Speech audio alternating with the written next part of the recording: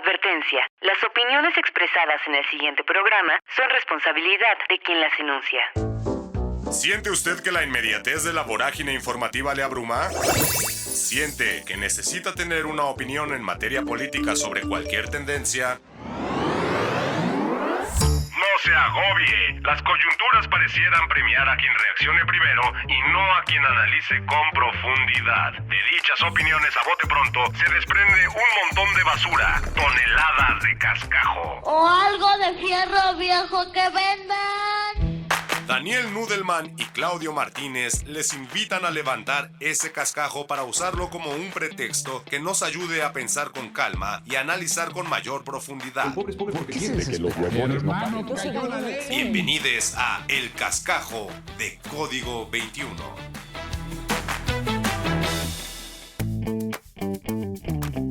Reciba la más cordial bienvenida a El Cascajo, el noticiero más lento del espectro informativo, aquí en Código 21 y Capital 21, la tercera temporada para radio, la segunda para televisión, un programa que en esta etapa ha estado platicando alrededor de la transición en México y que últimamente han ocurrido un par de cismas, un par de generadores de controversia que son un par de reformas. Y una de ellas la vamos a discutir esta tarde con mi queridísimo Federico Tawada. ¿Qué onda, Claudio? ¿Cómo andan? Bien, carnal, ¿tú? Y todo tu auditorio. Muy bien, aquí visitándote para hablar de estos temas, porque creo que sí es muy importante que hoy tengamos claro que el número de temas que podemos tocar en la discusión pública pues cada vez es mayor, afortunadamente. A mí me da mucha curiosidad cómo previo al 2018 había muchos temas de los cuales no se podía hablar. Por ejemplo, no se podía hablar de la UNAM, porque la UNAM era intocable y era autónoma, y si tú te metías con algún tema de la UNAM estabas violando la autonomía casi de la universidad. Y el Poder Judicial es otro, en fin, había muchos temas. Y hoy podemos hablar de un tema que me parece que es muy importante, que es el tema de la vivienda. Exacto. Un momento. Antes de escuchar todo lo que nos tenga que decir Federico Tawada, déjenme ponerles en contexto de qué jaez con la reforma de vivienda. Esto es con respecto a los costos excesivos de renta en la Ciudad de México. Las rentas no podrán incrementarse más allá del índice inflacionario. Habrá un registro digital de los contratos de arrendamiento. No se pueden hacer públicos dichos contratos. Y el gobierno construirá vivienda para rentarla a bajo costo. La propiedad pública y social se refiere a las tierras ejidales y comunales, como en la Magdalena Contreras, Tlalpan, Xochimilco, Coajimalpa, Tláhuac, Gustavo Amadero e Iztapalapa. Se homologó la Constitución local con la federal para proteger de igual modo la propiedad social, la pública y la privada. Esto no quiere decir que les van a expropiar nada ni que les van a quitar sus propiedades para dárselas a otras personas, pero sí es un primer paso para contrarrestar la especulación inmobiliaria que tanto daño nos hace y para ofrecer mayores oportunidades de que la gente que trabajamos en esta ciudad podamos también vivir en ella. Ahora sí, me callo y escuchemos a Fede Tawada. La vivienda. La vivienda es un tema muy extraño porque es como... hemos tenido una esquizofrenia muy grande en México acerca de este tema. La vivienda, considero yo, y después de muchísimos estudios, digamos a nivel mundial, la vivienda se ha determinado como el derecho más importante que puede tener alguien en una ciudad. Uno puede tener el mejor transporte público del mundo, o los espacios públicos, o los equipamientos, o los hospitales y demás, escuelas. Pero si uno no puede vivir en esa ciudad, pues entonces todo será, pues, cosmético, ¿no? Será claro, parte de una escenografía. Una bonita maqueta. Exacto. Entonces, es muy importante que mencionemos eso en primer lugar. ¿Por qué lo digo también? Porque sin vivienda no tenemos acceso a muchos otros derechos. Por ejemplo, el agua. Pues uno no tiene derecho al agua si no tiene derecho a la vivienda. Claro. O por ejemplo, el derecho a la salud. Yo no conozco a nadie en situación de calle que goce de plena salud. Claro. Entonces, sí es muy importante que establezcamos y que tengamos claro que la vivienda es un derecho fundamental. Pero nos hemos enfocado mucho en los últimos años en algunos derechos que tienen también mucha importancia, pero que no... Eso debe evitar que veamos algunas otras cosas. Uh-huh. El derecho al agua, el derecho a la educación, el derecho a la salud, el derecho al libre tránsito, etc. Entonces, bueno, sin derecho a la vivienda, pues no tienes un domicilio y no puedes votar. Entonces, claro. Uh-huh. No es cualquier cosa. Sí. No lo había pensado, qué loco. Claro. De hecho, institucionalmente, hay cosas que todavía tenemos que derrumbar porque no hay una... no hay una perspectiva adecuada a estos tiempos acerca de este tema. El INEGI, por ejemplo, está inhabilitado para contar, para censar en los censos de cada 10 años los asentamientos humanos precarios o los asentamientos humanos irregulares. Pues ahí vive el 30% de la población en México. Cámara. Entonces... sí es muy importante que esta dimensión la cambiemos. Y ahorita vamos a hablar de los asentamientos humanos, porque no es que la gente se quiera vivir ahí. Uh-huh. Se va a vivir ahí porque no tiene otra opción. Porque es la alternativa que le queda, claro. Entonces, el gobierno tiene que retomar su papel en el tema de la vivienda y poder garantizarle este derecho a las personas principalmente que menos tienen, porque... en la actualidad, la vivienda básicamente la construye el mercado inmobiliario y yo quisiera saber, hay muy poca gente que tiene claro por qué aumentan los precios de la vivienda en una ciudad como la Ciudad de México. No es una casualidad ni es que la Virgen quiso, sino tiene 3 puntos muy importantes que lo originan. Número 1 es hay muy poca oferta de vivienda. Contrario a lo que muchos pensamos, en algún momento la construcción de vivienda en la Ciudad de México es muy pequeñita. Ok. Cada año requerimos entre 70 y 80 mil viviendas nuevas y se construyen únicamente 6,000. Ok, el 10%. En un buen año. Okay, entonces, menos del 10%. Uh-huh. Entonces hay hay una disputa de 11 personas u 11 familias por cada vivienda. Uh-huh. Eso hace que las de mayores ingresos sean las únicas que pueden vivir en la Ciudad de México. Ya. Entonces, ley de oferta-demanda. Hay menos oferta, hay un precio mayor. Claro. Entonces, justo lo que estamos viendo es que se requiere mucha más vivienda de la que hay hoy. Y entonces... el primer comentario que recibimos muchos cuando decimos esto es que ya no cabemos en la Ciudad de México. Ajá. Ya somos muchos. Ajá. Pero la población de la Ciudad de México no ha crecido en 30 años. Entonces no sé a qué se refieren con eso. Okay. Entonces, pero hay una cosa que es real, pero de la cual muy poca gente habla.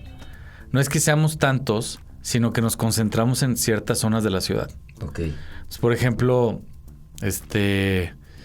pues no sé, yo pocas veces he escuchado a alguien de, pues no sé, vamos al Parque Cuitláhuac a pasear, pues mucha gente se va a Chapultepec, ¿no? Uh-huh. O no sé, vamos a un cine o una cineteca en Iztacalco, pues no hay. Uh-huh. Todo está concentrado en el poniente y en el centro de la ciudad. Sí. Solo para dar un ejemplo, el 85% de la oferta cultural de la ciudad se concentra en la alcaldía Cuauhtémoc. Eso significa que las personas que habitan en las alcaldías periféricas se ven obligados, si quieren consumir cultura, a ir a la Cuauhtémoc. Claro. Entonces, imagínate un cuate con su familia que pues, diario va o hace un viaje de 1 hora y media o 2 horas para ir a trabajar. Pues lo que menos quiere hacer el fin de semana es hacer ese viaje con toda su familia, claro. Mano. Entonces, ¿Qué debemos hacer? Debemos llevar la oferta de cultura a esos lugares. En el caso de la cultura, que es el ejemplo que puse, pero hay muchos otros. El 80% de la oferta laboral se concentra en 4 puntos de la ciudad. Entonces, no es tanto que ya no quepamos, sino que estamos mal. La oferta laboral, educativa, cultural, recreativa está muy concentrada en algunos lugares de la ciudad. Incluso el acceso al agua también, ¿no? También, claro. O sea, es los mismos puntos de los que te estás refiriendo. Exactamente. Entonces, si queremos hacer una ciudad mucho más equitativa, hay que distribuir mejor los destinos de la ciudad, ¿no? Los destinos a los cuales va la gente todos los días. Si, por ejemplo, en Santa Fe hay algo así como 30,000 corporativos. Entonces, no sé qué tan buena idea es eso cuando entran y salen a la misma hora, todos. Sí. Y que generando incentivos para que esos corporativos estén en otro lugar, pues reducirían los tiempos de traslado a la mitad de la gente. Y hoy decirle a alguien, te voy a regresar 1 hora y media diaria de trayectos para que pases con tu familia, descanses, puedas hacer algunas cosas que te generen placer, lectura, ver películas, lo que sea, ejercitarte, pues la gente va a ver un cambio en su vida tremendo, de manera positiva. Entonces, número 1 es eso. El tema de necesitamos mayor oferta y necesitamos distribuir mejor la ciudad. 2, otra cosa por la cual aumenta mucho el precio de la vivienda es que la ciudad ha sido muy exitosa y ha tenido muy buenos resultados en diversos temas que generan mucha atracción a la ciudad. Entonces, por ejemplo, mi familia y yo nos fuimos como en 1992 de la Ciudad de México. Era un periodo oscuro de la ciudad, muy mala calidad del aire, robos, ciertos niveles de inseguridad. Acaba de pasar el sismo. Y entonces mi familia y muchas otras decidieron salir de la ciudad.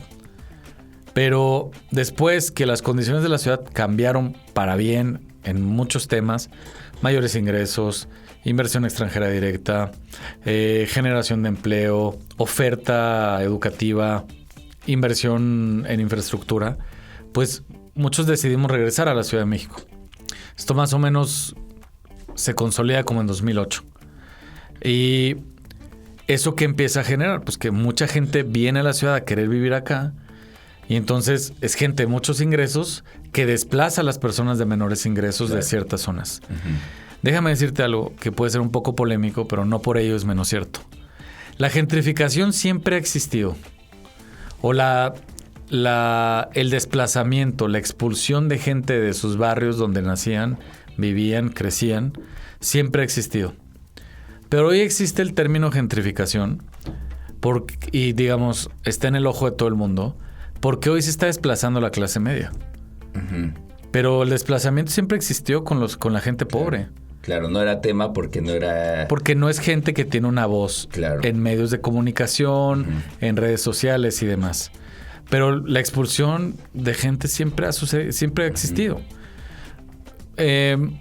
Yo digo, aprovechemos esta ola, porque hasta le inventaron este término bien padre, ¿no? La gentrificación, que es un anglicismo. Pero nunca hubo un término para la expulsión de pobres, ¿no? Claro. Entonces, yo creo que debemos subirnos a esta ola y empezar a ver qué tan buena idea es que una ciudad expulse a su gente después de vivir tanto tiempo aquí y qué consecuencias hay de ello. La Ciudad de México expulsa a 100,000 personas al año porque la gente no puede pagar la vivienda en la Ciudad de México. Ok. Uf, es muchísimo. De 2004 a la actualidad hemos expulsado a la misma población o al equivalente a la población de Coahuila. Uf. Entonces, tenemos que hacer algo. Pero para hacer algo, tenemos que tener muy claro que el derecho fundamental de una persona en una ciudad es poder vivir en ella. Y a mí me da mucha tristeza porque la gente que hace funcionar esta ciudad no puede vivir en esta ciudad. Un operador del metro, una enfermera, un mesero, un taxista, una persona que te atiende en un mercado, el personal de limpieza en algún hogar o en algún corporativo. Sin esas personas esta ciudad no puede funcionar. Entonces, lo mínimo que podemos hacer por estas personas es que puedan vivir en la ciudad. Y si ellos pueden, pues podrán muchos otros. Claro. Entonces hay que garantizar eso. Y eso pasa porque empecemos a ver a la vivienda de manera distinta, como un derecho y no como una mercancía. ¿Esto significa que vamos a expropiar todo? No. ¿Esto significa que vamos a acabar con la propiedad privada? De ninguna manera. ¿Esto significa que vamos a evitar que hagan negocios los desarrolladores? No. De hecho, es muy loco, porque tú hablas con los desarrolladores y te dicen que están de acuerdo con esta visión. Porque para ellos ya no es negocio vender un departamento de 40 metros cuadrados a 7 millones de pesos. Ya no hay quien se los compre. Claro. Y es la única manera en la cual la vivienda empieza a ser rentable en la ciudad con precios tan altos. Pero ya llega a ser un ridículo. Ahora, voy a dar algunas estadísticas antes de que haya gente mal pensada que quiera desviar los dichos en este espacio. 6 de cada 10 personas en Viena, la capital de Austria, viven en una vivienda que es propiedad del gobierno. 6 de cada 10. Ok. En Berlín es el 40% de la gente que vive en una vivienda que es propiedad del gobierno. En Nueva York es el 22%. En Singapur es el 90%. ¡Wow! No hay economía hoy más de mercado que la de Singapur. Sí. Pero esos cuates dijeron, todos estos que dije, esos cuates dijeron, ¿sabes qué? Para nosotros hay muchas cosas que pueden estar en el mercado. Las camisas, los pantalones, las paletas de hielo, las cámaras, los micrófonos. Pero la vivienda no. Porque eso significa que si yo lo pongo al mercado en algún momento, eso dejará de ser un derecho. Pues no permitirá que sea un derecho. El cascajo. Las frases cortas, contenidos efectistas o hilos amarillistas a veces parecen argumentos contundentes, pero no lo son. Porque las respuestas bien expuestas necesitan más desarrollo, calma y profundidad. Te presentamos verdades que no penden de un hilo. Lo bueno, si breve, 2 veces bueno, decía la elipsis de Baltasar Gracián. Pero hay discursos, análisis y narrativas que tratan de bajar las posturas a su mínima expresión, a la consigna, a la contundencia de lo breve, chocando así con la falta de reflexión. Como decimos en El Cascajo, la inmediatez nos está comiendo el mandado de razonar con la pertinencia de la calma. Se consume e internaliza mucho más rápido una consigna en redes que una investigación bien informada. Este fenómeno cultural es una realidad que ha favorecido un giro hacia posiciones más reaccionarias, pero eso no quiere decir que no podamos fomentar la profundidad de la contundencia. Hemos visto cada vez con más frecuencia amistades, familiares cercanos, compañeros de espacio académicos o laborales, inclinarse hacia lo que Boaventura de Sousa Santos llama el fascismo social, que es un régimen civilizacional que trivializa la democracia en favor de los intereses del sistema económico y sus grupos favorecidos. Esos que abusan del lenguaje y le arrebatan el valor a los conceptos cuando llaman democracia a lo que solían ser privilegios, beneficios y derechos de picaporte. Cuando estos o sus apuestas políticas pierden las elecciones, ponen en duda la democracia. Para la derecha, la democracia o su etiqueta de democracia no es tal a menos de que ellos la nombren así.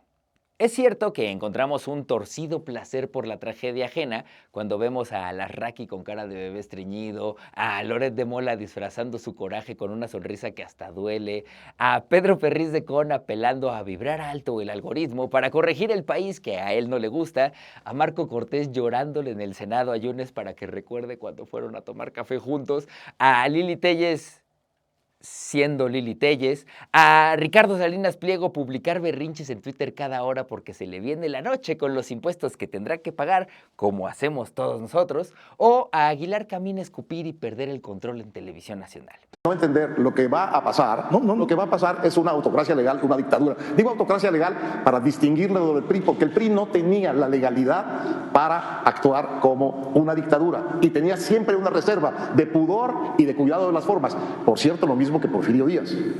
Estos no. Esto es. Y hasta Marco ya dice que soy Díaz Ordaz. Y aunque encontremos la justificación de nuestro Schadenfreude en estas escenitas, no puede dejar de preocuparnos que sus discursos se radicalicen y que la constante de este lado sea difundir mentiras o verdades a medias. La reacción está cimentada desde la histeria y no desde la información. Conectan con el miedo de la gente y manipulan discursos de valores positivos para sembrar desconfianza y odio. Existe un crecimiento internacional de la ultraderecha que va más allá de la simple manipulación mediática porque a esta se suma la popularidad de sus valores entre la clase media y la clase trabajadora. No son pocas las personas que se identifican con el discurso nacionalista, xenófobo, misógino, homófobo, belicista y aporofóbico, mientras que algunos valores de la izquierda suscitan rechazo en sectores muy amplios de la población. Se ha interiorizado a nivel de mantra que el éxito es sinónimo de excelencia y el fracaso una prueba irrefutable de mediocridad. Hay hombres que se sienten amenazados por el éxito de las mujeres y las reivindicaciones feministas. Del mismo modo, la visibilidad de las personas LGBTIQ+ incomoda a algunos heterosexuales y evidencia la fragilidad de la masculinidad. Personas que consideran que la migración es una invasión, o quienes reaccionan ante la pobreza con malestar, asco y desdén antes que sentir empatía o solidaridad. Esto desemboca en que haya gente votando por opciones políticas que les perjudican porque se identifican con su discurso de odio. Termina por ser más relevante que sus líderes como Ayuso, Milei, Le Pen o Trump escupan odio contra las mujeres, las personas LGBTIQ+, los inmigrantes y los marginados. No es baladí que un Adrián Marcelo tenga tanta atención y apoyo. Hasta hace poco solía ser suficiente controlar la narrativa y esparcirla en medios corporativos. Esto que vemos es la inercia de esos usos y costumbres de los regímenes pasados, del mundo antes de las redes sociales y las organizaciones colectivas a distancia. Si bien hemos ganado terreno con información, debates y discusiones desde diferentes trincheras informativas y mediáticas, más allá de que eso le revuelva el estómago a los antiguos cadeneros de la información, no dejarán de insistir y buscar alternativas, además de que aún tienen el poder adquisitivo para hacerlo. Por ello, resulta imperante seguir dando la batalla desde la conciencia y cultivar el cuestionamiento razonado. Los medios corporativos han perdido fuerza, y es por eso que vemos cambios de elenco en sus mesas de discusión, porque necesitan conectar de nuevo con su audiencia. La mentira y la manipulación les está cobrando hasta el rating. Pero si siguen pensando que es censura, en realidad es el mercado que tanto aman, dictando lo más conveniente para sus bolsillos. Independientemente de en qué lado militemos o con quienes nos identifiquemos mejor, incluso si decidimos creer que no tenemos una inclinación, las consignas y los dogmas no dialogan, solo escalan en decibeles. Huyamos de las consignas aprendidas y de evitar las discusiones con el fanatismo, no porque consideremos que no valen la pena, pero aprender a pensar se aleja mucho de levantar el volumen. Decía Mark Twain que no hay que discutir con un ignorante o un estúpido porque te hará descender a ese nivel y ahí te ganará por experiencia. Razonar y gritar son actividades agotadoras. La diferencia es que la primera le da fuerza a tu voz y la segunda te deja sin ella. ¿Tú de tu ingreso, cuánto te gastas en renta? Bueno, rentas, ¿no? Sí, como una tercera parte. Una tercera parte. Uh-huh. Bueno, eres muy privilegiado. Uh-huh. En general, la mayor parte de la gente en Ciudad de México destina más del 50%. Pero una tercera parte de tu renta, pues es algo importante, ¿no? Sí, claro. Conforme este porcentaje aumente, pues tú tendrás que escoger entre comer o pagar la renta, uh-huh, entre pagar la escuela de tus hijos o pagar la renta, entre comprar ciertos alimentos o pagar la renta. Entonces, en Viena, quien más gasta el 8% de su ingreso. Wow. En vivienda. ¡Wow! Es increíble. Entonces, para todas aquellas personas que estaban a punto de escribir aquí en los comentarios, Corea del Norte, Venezuela, Cuba, Vietnam y no sé qué. Ajá. No, son las economías de mercado. Si te digo que Nueva York lo hace, París es como el 30% de su población vive en viviendas que son propiedad del gobierno. Entonces, creo que es muy importante deshacer este paradigma de que la vivienda es únicamente para quien le echa ganas, para el mérito propio y demás, que nos machacaron 30 años previos a 2018. Nos dijeron, no, pues tú échale ganas, si vas a tener vivienda y no seas flojo y échate otro turno y y en tus tiempos libres vende Mary Kay y a ver qué hacemos. Y no. Y no sale. No sale. Entonces, ¿qué hacemos? Entonces, uno es el tema que ya comenté. El gobierno tiene que empezar a producir vivienda que sea propiedad del gobierno y le adjudique en propiedad o en renta a los grupos más vulnerables. La vivienda promedio en la Ciudad de México tiene un costo de 4 millones de pesos. Tiene un valor de 4 millones de pesos. 4.100.000 pesos.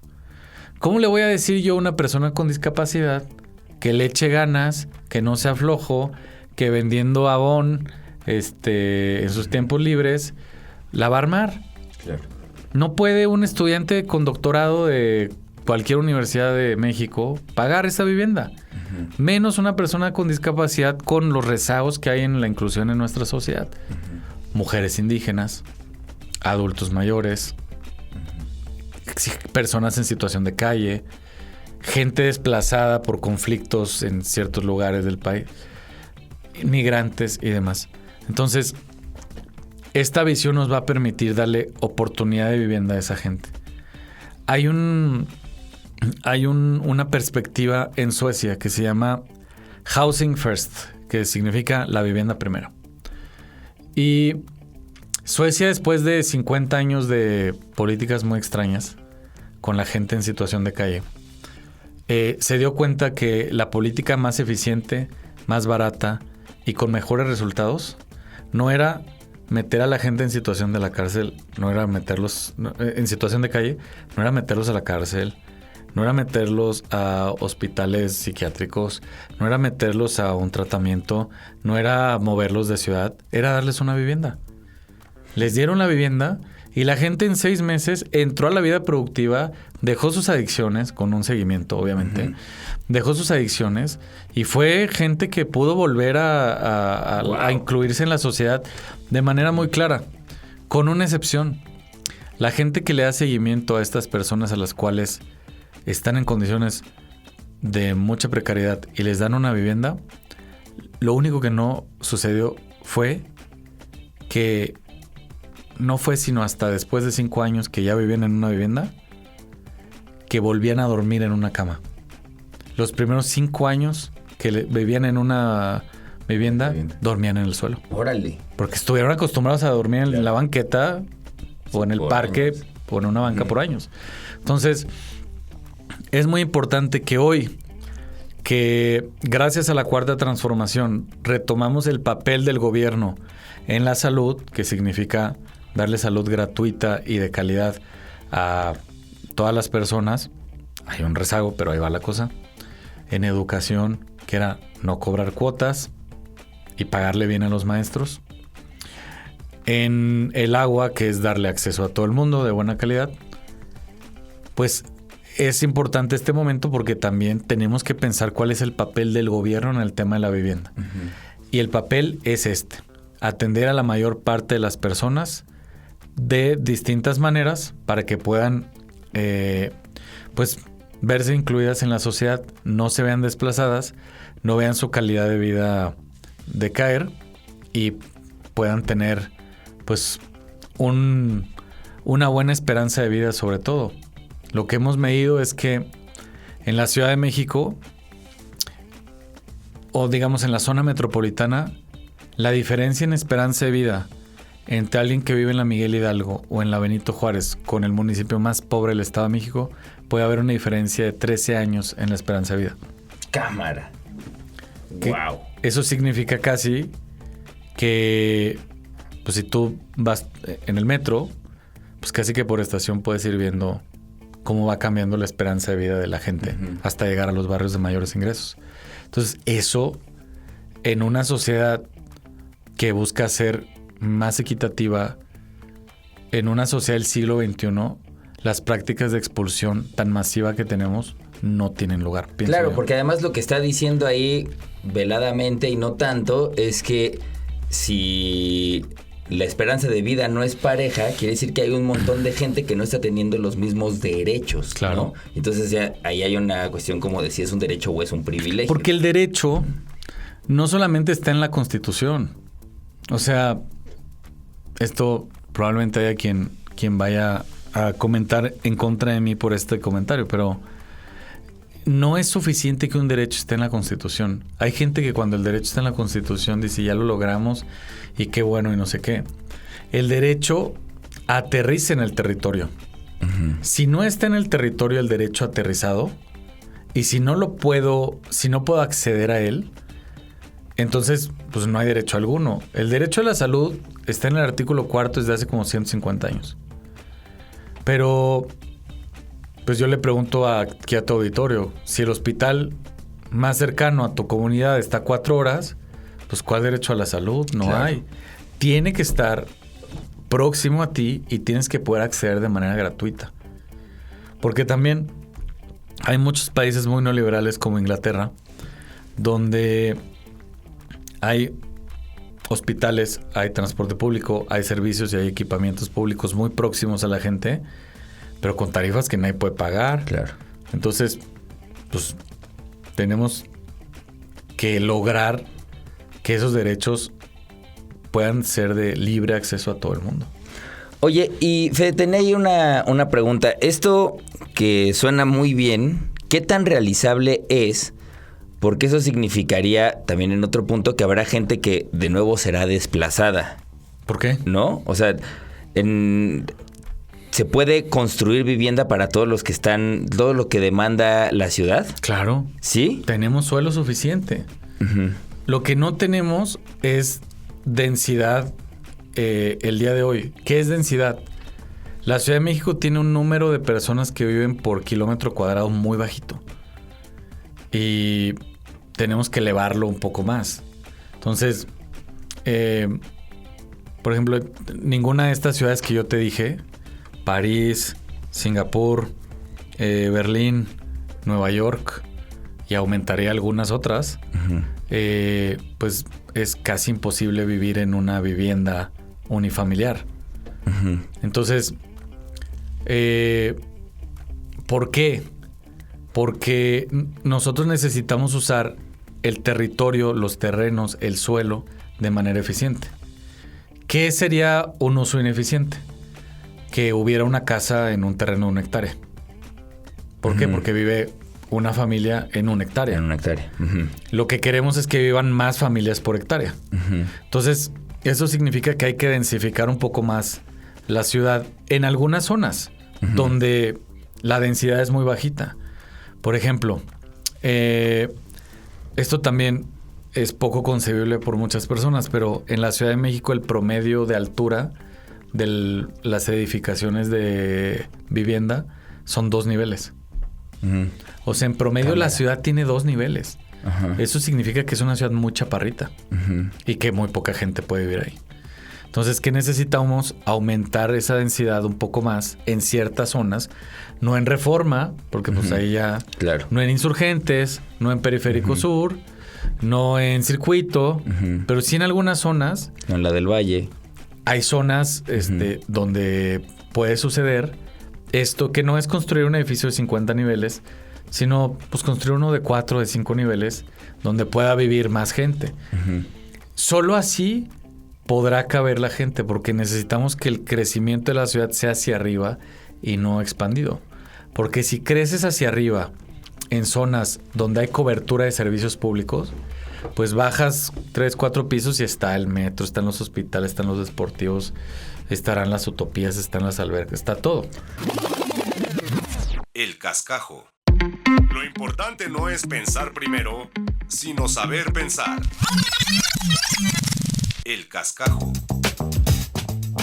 Me imagino que con una planeación más profunda, porque claro. no es nada más levantar pisos, claro. porque eso significa pues también mucho mayor consumo de agua, ¿no? De energía en general, tránsito citadino vehicular, porque además hay mucha gente que utiliza su propio vehículo para trasladarse una sola persona. Por ejemplo, ¿no? Toda la vivienda que hace el gobierno en estas ciudades no tiene estacionamiento. Uh-huh. Entonces, la gente que vive en esas viviendas pues no compra un auto. Prefiere no tener un auto. Bueno, y además, pues estás atendiendo a la gente de menores ingresos. La gente de menores ingresos no se mueve en auto. Claro. El 80% de la población en la Ciudad de México se mueve en transporte público. Entonces, ese 20% que está circulando constantemente, pues es el 20% más privilegiado. Y ya va a salir alguien que aquí nos va a comentar que yo tengo una camioneta de 1992 y no tengo tanto dinero. Son excepciones esas. Ok, y ahora, entonces, todo esto es un proyecto mucho más grande, amplio y que pues da para hablar a profundidad de ello. Pero ¿qué viene pegadito a esa reforma que se mencionó, que espantó a más de uno, que ya estaban gritando que esto es comunismo y que nos iban a quitar las casas a todos nosotros que no tenemos casa, ¿no? La gente que no tiene propiedad privada gritando. No, hay varias reformas que tienen que suceder para esto. Por ejemplo, terminando un poquito la discusión de por qué aumentan los precios de la vivienda, hay otro factor y es muy paradójico. Cuando hay inversión pública en una zona, hay aumento de valor en las propiedades aledañas a esa zona.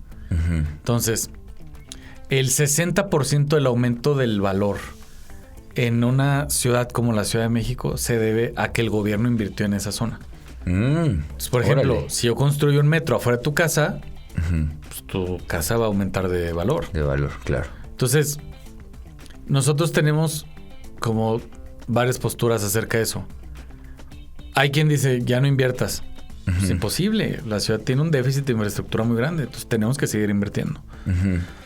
2 es invertir, pero hay que hacer algo al respecto.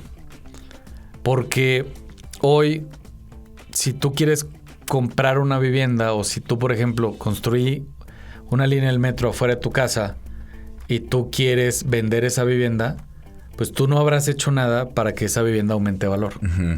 Entonces, además, ese aumento de valor se dio debido a inversión pública, con dinero público. O sea, a mí me parece súper justo, y pasa en muchos lugares del mundo, que cuando tú quieres vender ese departamento, el gobierno te cobre un impuesto para capturar el aumento de valor que se generó en tu propiedad gracias a inversión pública. Eso se llama captura de plusvalía. Entonces eso pues, sucede en muchos lugares, me parece muy natural y ayuda a revertir el aumento de precios y otro, llevas dinero a zonas donde pues hace falta inversión pública. Y quitarle el vínculo de mercado que tenemos en el chip mental, ¿no? Mucha gente prefiere hacerse de una propiedad para después sacarle... Porque sigue creciendo, ¿no? Eso se llama especulación inmobiliaria. En muchos países está prohibido, incluso está penado. Y eso que dicen muchas personas de yo quiero tener una propiedad y vivir de mis rentas y esas cosas, más allá de generar una economía sumamente improductiva en el país, porque pues quieren hacerse ricos haciendo nada. Pues, lo otro es que tiene efectos colaterales con gente que vive ahí, que pues, lo único que está pasando es que los están expulsando de esa zona. Ahora, parte de las cosas que hay que hacer es regular fenómenos que algunos suceden hace mucho tiempo y otros están sucediendo hace poco tiempo. El más largo es el arrendamiento. El arrendamiento ha ganado mucha presencia en la Ciudad de México porque el gran porcentaje de los trabajadores y trabajadoras en la Ciudad de México no tiene acceso al crédito. Trabaja en una rama de la economía que es informal. Entonces no tiene acceso a un crédito. Entonces son 6 de cada 10 trabajadores. Entonces su única opción es rentar. Entonces el arrendamiento ha ido ganando presencia. Y lo otro es que las rentas son más baratas que las hipotecas. Entonces, pues el arrendamiento ha ganado mucha popularidad. Dado que ha ganado tanta popularidad, entonces en el gobierno pensamos, pues, ¿qué podemos hacer para que no haya abusos, para regular el mercado y para evitar expulsiones? Pues lo primero que se nos ocurrió, que no sucedía en la ciudad y sí sucede en muchas ciudades del mundo, es limitar el aumento anual que te hacen en tu contrato. Entonces tú cada año renuevas tu contrato Y estaba estipulado previamente en el Código Civil que te podían aumentar hasta el 10%. Entonces, si tú rentabas en 10,000 pesos, el aumento anual era de 1,000, ¿no? El máximo. Y nosotros estipulamos que el máximo pudiera ser la inflación, que ronda entre el 3 y el 5%. Entonces ya le bajamos la mitad de eso, que es un gran paro muchísimo, para algunas personas. Lo otro que hicimos fue incentivar el registro de contratos, porque hay mucha gente que renta y no tiene contrato. Y entonces pues, se presta a que haya abusos. Entonces estamos obligando a que todo el mundo registre su contrato. Y lo otro que hicimos fue que no hubiera condiciones de garantías abusivas, como, no sé, que te pidieran 6 meses por adelantado, o que te, que te pidieran... O sea, hay gente que para rentar un departamento pide una prueba de VIH, mano. ¡Cámara! Entonces, ese tipo de cosas que son muy discriminatorias no las podemos permitir como gobierno. Por supuesto que no. Entonces, eso fue por un lado, el tema de arrendamiento. Y por otro lado, es el tema de Airbnb. Airbnb ha ganado mucha presencia en la Ciudad de México y tenemos que empezar a ver cómo lidiamos con eso, porque es un negocio muy rentable, qué bueno, pero pues antes que ser un negocio están lucrando con viviendas donde vive la gente. Entonces, lo primero que queremos garantizar es que pues, si tú tienes un contrato, no te lo terminen de manera forzosa para abrir un Airbnb, que te respeten tu contrato. Claro. ¿Qué necesitas para eso? Primero, pues un contrato. Y 2, que el gobierno esté consciente que hay un contrato, entonces hay un registro de contratos. 2, Airbnb es un negocio, dependiendo de la ciudad, pero entre 3 y 10 veces más rentable que rentarle a una persona en una ciudad. Entonces, hemos visto fenómenos en Nueva York, en París, en Londres, en Roma, donde Airbnb está generando mucha expulsión y está generando el aumento de precios en zonas. Airbnb entra en la Ciudad de México con mucha fuerza a partir de 6 años más o menos. Pero entonces tenemos que hacer algo. ¿Qué opciones hay? Nueva York, por ejemplo, prohibió que Airbnb pudiera rentar viviendas completas. Entonces puedes rentar un cuarto, pero no toda la vivienda. Tiene que vivir alguien local ahí. Y puedes rentar un cuarto. En Airbnb. Eso, digamos, no está tan peor. Digamos. Sí. Pero lo otro que tenemos que hacer también es procurar que Airbnb, que su efecto no sea tan fuerte en ciertos barrios. Porque está ya llegando a aumentar el valor de las rentas en zonas pues que nunca lo hubiéramos pensado, ¿no? La Buenos Aires, la Portales, la Doctores, la Jardín Balbuena, en fin, hay varias colonias. Entonces, ahorita en el gobierno estamos trabajando en una propuesta de regulación para Airbnb que sea mucho más estricta para evitar estos fenómenos. Claro. Y obviamente hacerles pagar impuestos, obviamente también garantizar que la gente que renta propiedades sea dueña de ellas, porque hay mucha gente que renta propiedades y no son dueños, sino están haciendo el negocio con una propiedad de alguien más. Sí. Que muchas veces ni enterada está. Entonces, son varias vías y digamos, las reformas que tenemos que hacer en el tema de vivienda son varias. Estas han sido algunas, han causado cierto revuelo. Pero, por ejemplo, a mí el de las rentas me parece pues que ha generado un consenso muy bueno. O sea, digo, no sé si sean parte de la audiencia, pero los periodistas de Latinus nos hablaban para entrevistarnos y nos decían, off the record, nos decía, güey, qué bien, lo necesitábamos. Vivimos con 12 personas en un departamento de 100 metros cuadrados. Entonces, y de otros lugares también.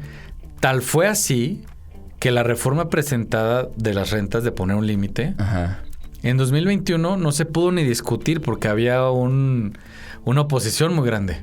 Incluso dentro de Morena. En Morena había 3 diputadas que impulsaban esa propuesta. Y los otros 30 decían no. Hoy, bueno, esto pasó la semana pasada, esa reforma mucho más potente pasó por unanimidad en el Congreso. O sea, la gente del PAN votó a favor. Wow. ¿Qué significa Sí. esto? Uno, hay un problema muy grande, ya todo el mundo lo asimiló. Y dos, el costo político de oponerse a eso pues es muy alto. Es muy alto, claro. Sí, es ir en contra de lo que le beneficia a la mayoría, ¿no? Exacto. Entonces, reformas como estas vendrán más, pero la perspectiva es esa. No es quitarle nada a nadie. Ujú. Es hacer lo que otras ciudades han hecho para garantizar que la gente más pobre en esa ciudad pueda vivir. Y sobre todo que es la gente que la hace funcionar. Ujú, O claro. sea, tú ve una fonda y que no haya un mesero, Ujú. o tú ve un hospital y que no esté una enfermera, Ujú. o tú ve al metro y que no haya un operador. Claro, O sea, se cae Ellos se cae. hacen funcionar la ciudad. Entonces, tenemos que garantizar que esas personas puedan vivir aquí. Chidísimo. Pues mi queridísimo Fede, mil gracias por venir Gracias a a arrojar ti. luz a esta mesa del cascajo. Hay mucha luz en esta... Hay mucha luz. Imagínate, y aún así la arrojaste tú. Muchas gracias. Carnal, muchísimas gracias. Y pues nada, ahí para que estén al pendiente de lo que hace Fede. ¿En dónde estás? Soy el director del Instituto de Planeación de la Ciudad de México. Nosotros nos encargamos pues de planear la ciudad a las siguientes décadas y nuestra perspectiva es hacerlo de manera muy, muy equitativa, lograr una ciudad justa, lograr una ciudad sustentable, pero también hacerlo de manera democrática. Para nosotros la democracia no es únicamente el demos y el kratos o el lugar donde confluyen, sino para nosotros una ciudad democrática es aquella que le puede dar más a quien menos tiene. Entonces para nosotros ese es el valor principal de la ciudad que estamos buscando construir hacia las siguientes décadas. Pasa por lo que hagamos también, pero pasa también por cambiar el imaginario colectivo de la gente y empezar a...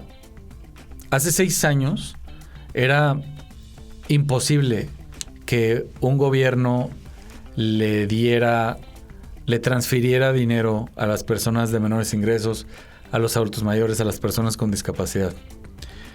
Era imposible porque el imaginario colectivo no lo concebía.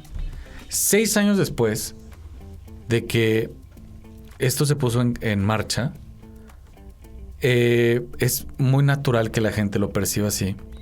Pero además viendo que resultó de manera muy exitosa. Si las personas más pobres tienen más dinero, consumen más pan, más agua, más fruta, más tortillas.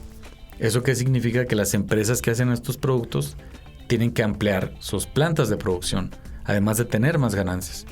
Si amplían sus plantas de producción y tienen más ganancias, contratan más gente. Ujú. Si contratan más gente, hay menos pobres. Ujú. Y es un círculo virtuoso muy interesante. Mi aspiración es que hacia 2030, así como logramos superar este paradigma y tachar de locos a gente como Fox, que decía que las personas adultas mayores, pues en lugar de darles dinero, que se pusieran a trabajar. Ujú. ¿Qué es eso, man? Fijo. Pero... Y a decirles huevones con eso. Exacto. Entonces, mi sueño es que en 6 años hayamos dejado atrás también los paradigmas de que la gente tiene que vivir, la gente más pobre tiene que vivir en otro lado, que tiene que tener ciertas condiciones pues, que son muy violentas para sus familias y para su calidad de vida, y que logramos incluir a todo el mundo en esta ciudad. Me encanta. Gracias. Carnal, muchísimas Gracias. gracias. Muchas gracias de verdad. Me parece, más allá de ser esclarecedor, esperanzador, y eso es bastante chido. Gracias por lanzarte aquí al cascajo y Gracias por la a ti. chamba que están haciendo. Gracias a ti. Ahí estamos. En el episodio pasado estuvimos platicando sobre la reforma judicial que ahora ha estado en boca de todos. Así que les platicamos qué sigue después de aprobada la reforma judicial. Tras la aprobación de la reforma judicial en la Cámara de Senadores y al menos 17 legislaturas locales, se remite desde la Cámara de Senadores el decreto de reforma al presidente López Obrador para su promulgación y publicación en el Diario Oficial de la Federación. Un día después, entra en vigor e inicia el proceso electoral extraordinario 2024-2025. 7 días después, el Consejo General del INE deberá celebrar su primera sesión para acordar los aspectos preparatorios de la elección 2025. En tales sesiones, deberá emitir acuerdos necesarios para la organización, desarrollo, cómputo, vigilancia y fiscalización del proceso.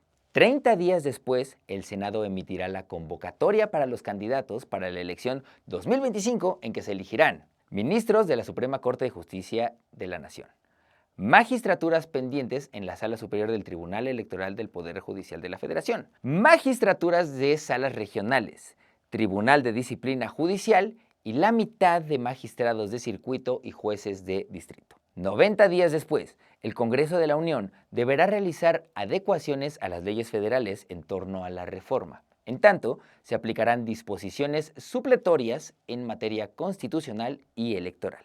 180 días después, los estados deberán adecuar sus constituciones locales para que en el 2027 queden renovados sus poderes judiciales locales. Primer domingo de junio de 2025, primera jornada electoral federal.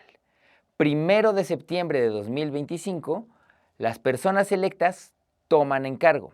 Se integrará el Tribunal de Disciplina y el órgano de administración y el Consejo de la Judicatura Federal quedará extinto.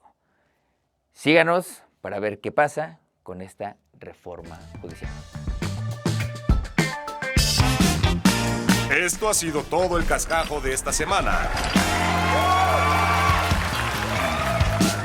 Nos escuchamos en la siguiente emisión con menos basurita y más información.